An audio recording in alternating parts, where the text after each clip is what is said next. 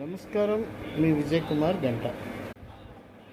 ఈ మధ్య క్రైస్తవ పాదరీలు, రెవరెండ్లు, డాక్టర్లు, మోస్ట్ రెవరెండ్లు ఒక కొత్త పద్ధతి బిగిన పెట్టారు.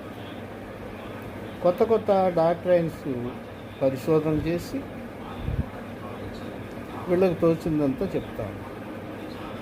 పాత నిబంధనల్లో అనుసరించదగినవి కొన్ని మాత్రమే ఉన్నాయి తప్ప చాలా భాగం క్రీస్తు తర్వాత తిరస్కరణకు గురైనవి. చాలా మోసే ధర్మశాస్త్రాన్ని ప్రస్తావనని మాత్రమే క్రీస్తు తీసుకొస్తారు, లేదా దావీదుని గురించి ఉదాహరిస్తారు, ఆయన వంశస్థులు కాబట్టి.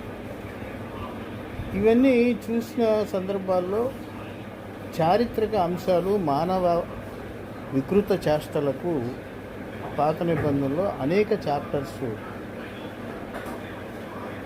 దోహదం చేసేవిగా ఉంది. ఒక్కొక్కరు వితంతవాదం చేస్తూ ఉంటారు. క్రీస్తు పాత నిబంధనలు కొట్టేశారని ఎక్కడా అనలేదని.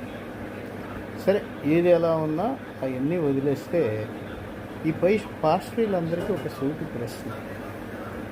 మీరు ప్రార్థన అయిపోయిన తర్వాత పరలోక ప్రార్థన చేస్తారు. ఇది క్రీస్తు నేర్పినటువంటి ప్రార్థన నేర్పు పావనుడా, ప్రార్థన మాకు నేర్పుమయా పావనుడా అని ఆంధ్ర క్రైస్తవ గీతంలో ఉంటుంది. అంటే క్రీస్తు నేర్పినటువంటి ప్రార్థనను కూడా అనుసరించలేని దుర్మార్గమైన క్రైస్తవత్వాన్ని వీళ్ళు అనుసరిస్తారు. ఎందుకు అనుసరిస్తున్నారు అనేది మనకు అర్థం కాదు. పరలోక ప్రార్థనలో మా రుణగ్రస్తుల్ని మా యందు అపరాధము చేసినట్లు చేసిన వారిని మేము క్షమించినట్లు మమ్మల్ని మీరు క్షమించండి ప్రభువా అంటారు. అంటే ఏంటి?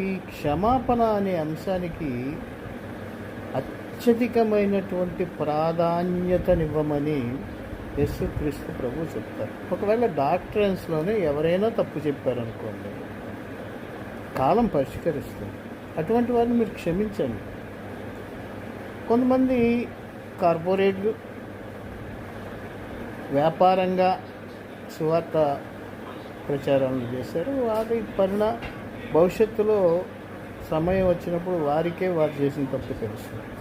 సో క్షమాపణ తెలియనటువంటి ఏ సువార్తకుడికి, పరలోక ప్రార్థన అర్థం కాని ఏ సువార్తకుడికి ఇతరులకు చెప్పే